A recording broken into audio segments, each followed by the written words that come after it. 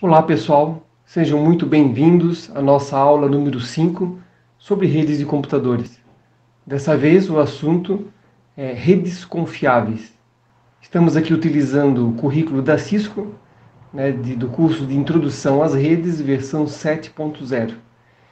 Antes de iniciar redes confiáveis, vamos só dar uma revisãozinha aqui da aula passada, que foi falado sobre conexões com a internet, onde vimos alguns tipos de conexões mais comuns, desde a rede de escada, aquela mais antiga, até DSL e redes sem fio de longa distância ou de curta distância. Vimos também sobre redes convergentes, que seria aquela ideia de, ao invés de você ter meios diferentes para cada tipo de comunicação, por exemplo, rede de computador, a telefonia e a TV, ao invés de serem dispositivos com conexões separadas, existe uma convergência em que você utiliza o mesmo meio para tudo isso. Por exemplo, a parte de cabeamento ou a parte de rede sem fio, para todas essas tecnologias diferentes. Então, é a convergência dos dispositivos e dos meios. Fizemos também na última aula uma pequena prática utilizando o simulador de redes Packet Tracer. Então, nesse momento do curso, é importante que você já tenha instalado na sua máquina o simulador, aqui tem até um vídeo no material onde explica como fazer, como baixar o arquivo executável e instalar na sua máquina. Tem a possibilidade de instalar no seu celular também. E fizemos uma pequena prática, um modelo já, uma topologia já pré-estabelecida, e a partir dali a gente foi vendo algumas configurações, alguns dispositivos a mais que a gente poderia estar colocando e fazendo algumas configurações iniciais.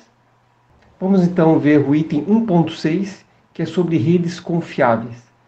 Redes confiáveis é que fala sobre arquitetura de redes. Deixa eu reduzir aqui o tamanho da minha imagem, para vocês visualizarem aqui então o currículo da Cisco. Aqui tem um texto explicando, sobre a questão da arquitetura de redes, da importância da rede de computadores, que hoje em dia é tão essencial em casa e nas empresas. Então, imagina você sem rede de computador, como é que você iria trabalhar, se divertir da forma como é feito hoje em dia? Então, basta numa empresa você desligar a internet por alguns minutos, por 5 minutos, já com certeza as pessoas não sabem mais o que fazer, porque o sistema está atrelado à rede, o sistema online, os e-mails, você precisa da internet, então pouca coisa você consegue fazer realmente sem o uso da internet. É quase como desligar a energia elétrica. A energia elétrica ainda é pior, mas se você desligar a internet, as pessoas já não vão ter os dispositivos, os equipamentos, toda a tecnologia que a gente está acostumado para poder utilizar. Então, se tornou fundamental, por isso o profissional de redes de computadores é cada vez mais valorizado, porque ele precisa estar bem qualificado para manter essa rede com tolerância a falhas, com escalabilidade, com qualidade do serviço e também com segurança nas redes. Por que isso? Porque as pessoas não podem ficar sem rede, sem internet. Precisam ter uma confiabilidade, precisam ter tolerância a falhas, precisam ter confiabilidade, confiança naquela rede, que ela vai estar funcionando de forma correta. Então essa é a ideia desses 4 itens aqui. Quando se fala em confiar na rede, a gente está falando nesses 4 itens. Então esses 4 itens você precisa ter na cabeça quando você está montando a sua rede, quando você está mantendo a sua rede de computadores. Ter tolerância a falhas, escalabilidade, qualidade de serviços, que é o QoS, e segurança, vamos ver item por item. Mas provavelmente você, se está fazendo esse curso, talvez você seja responsável por pelo menos uma rede, que é a rede doméstica, a rede da sua casa. Se por acaso ficar sem internet na sua casa, talvez os familiares vão logo procurar você para resolver o problema. Não é isso mesmo? Então você tem que ficar de olho nesses 4 itens aqui que são fundamentais, certo?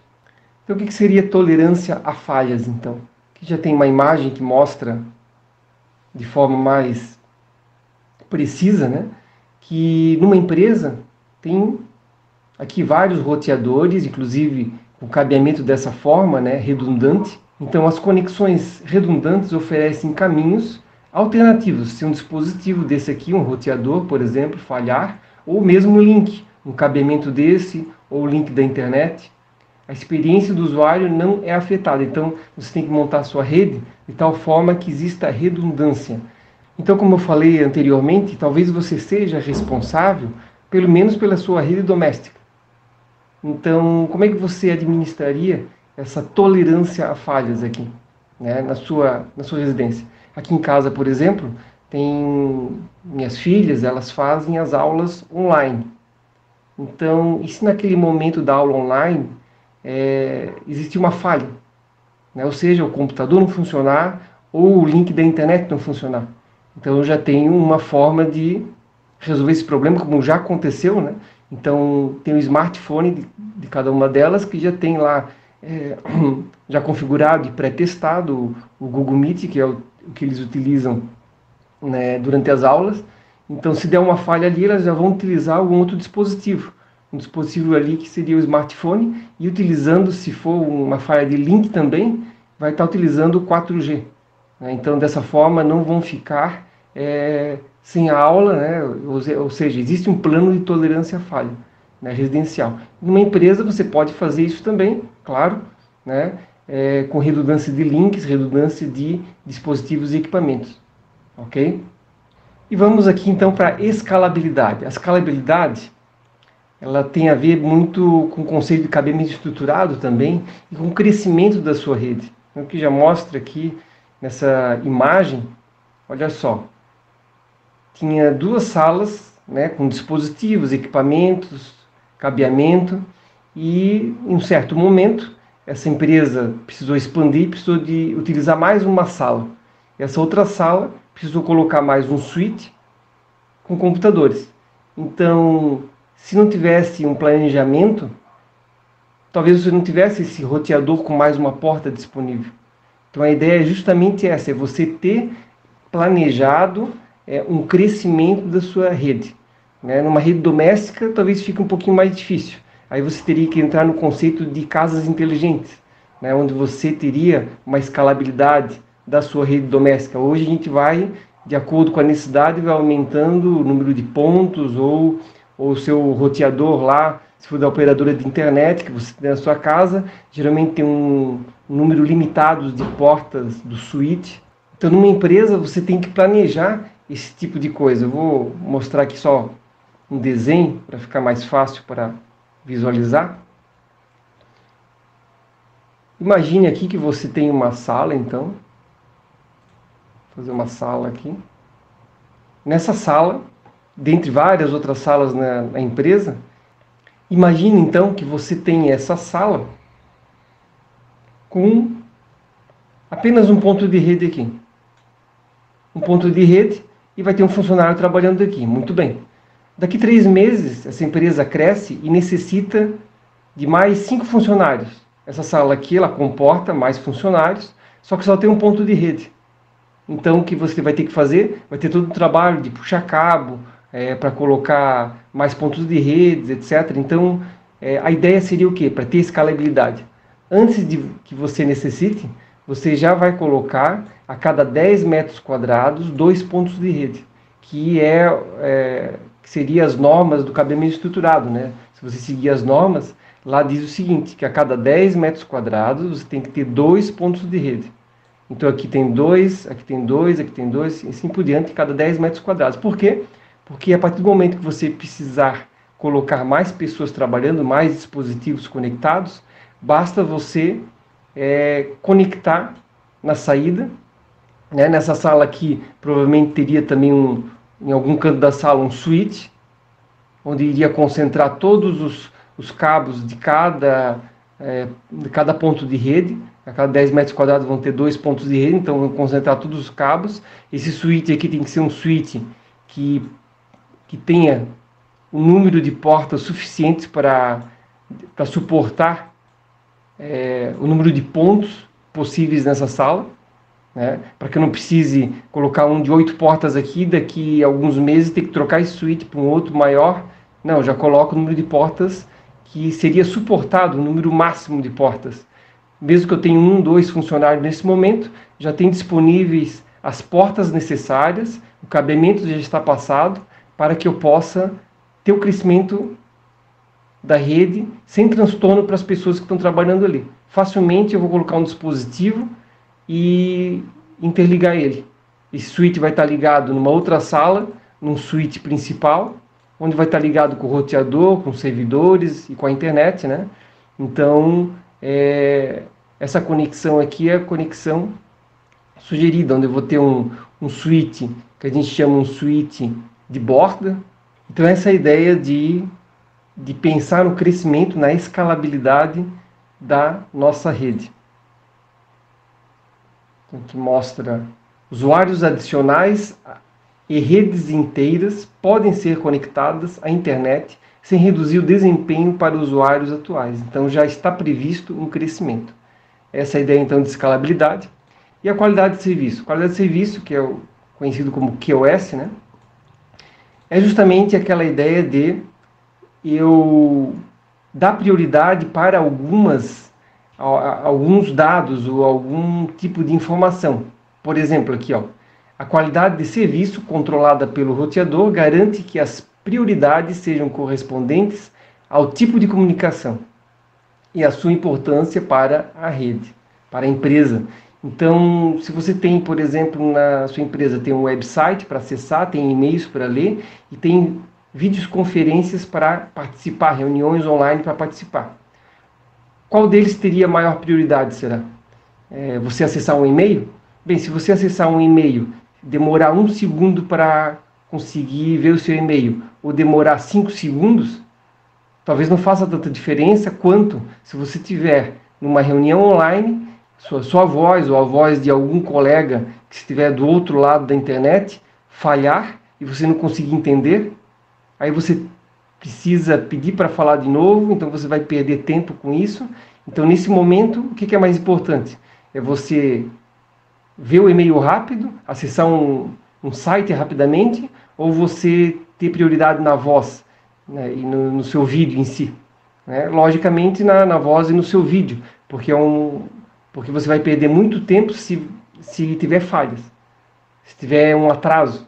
E no e-mail você pode ter um atraso maior que não vai ter grandes problemas. Então você pode configurar nos roteadores prioridades para certos tipos de dados ali, né? Essa que é a ideia então do QoS. Você planejar a sua rede também, ou configurar ela de tal forma que você tenha as prioridades necessárias. E a segurança da rede, essa, sem comentários, né, fundamental, né, ainda mais hoje em dia, muito usada as redes. E se você não tiver uma certa segurança na rede, você pode ter problemas, né, com invasões, né, com apagar seus dados. Então aqui, os administradores podem proteger a rede com segurança de software e hardware, impedindo o acesso físico aos dispositivos de rede. Então, numa empresa principalmente, você tem vai ter uma sala de equipamentos, onde tem os servidores, por exemplo, os roteadores principais. Essa sala precisa ficar isolada e acesso restrito, né? Porque se alguém alguém não autorizado tiver acesso a esses dispositivos, pode ter acesso às informações ou mesmo desligar um dispositivo daquele, onde a empresa vai ficar sem internet. Então você precisa ter alguma segurança. Aqui, ó, a questão do login e senha, logicamente, né? Medidas de segurança protegem a rede de acesso não autorizado. E quando fala em segurança de rede, você tem que ter em mente esses 3 itens aqui: confidencialidade, integridade e disponibilidade. O que seriam esses itens aqui? A confidencialidade seria o que, então? Significa que apenas os destinatários pretendidos e autorizados podem acessar e ler os dados. Então significa dizer que aquela pessoa que deve receber os dados, só ela pode ter acesso a esses dados. Não pode ter alguém que no meio do caminho acesse esses dados e descubra as informações. Então isso é a confidencialidade. A integridade. garante aos usuários que as informações não foram alteradas na transmissão, da origem até o destino. Então, que seja íntegro, né? Ou seja, eu enviei um e-mail e esse e-mail foi ao destino, não teve alguém que alterou as informações que estavam ali. Então, chegou de forma íntegra essas informações, esses dados. A disponibilidade, o que seria? Garante aos usuários acesso oportuno e confiável aos serviços de dados para usuários autorizados. Então, o usuário aqui vai ter a disponibilidade necessária. No momento que precisar, ele vai ter acesso, geralmente através de um login e uma senha, para ter a segurança, e não vai estar sem rede, sem acesso a esses dados que ele precisa. Então, seria a disponibilidade dessa rede. Normalmente, nas empresas, quando eles calculam a disponibilidade necessária para a rede, não é abaixo de 99% de disponibilidade. Então, você tem que ter, no mínimo, 99% de disponibilidade. Se cair a internet, falhar a sua rede, você começa a ter, já baixa na sua disponibilidade. Então, é necessário você ter alta disponibilidade para atender esse requisito aqui da parte de segurança de redes. Ok, pessoal?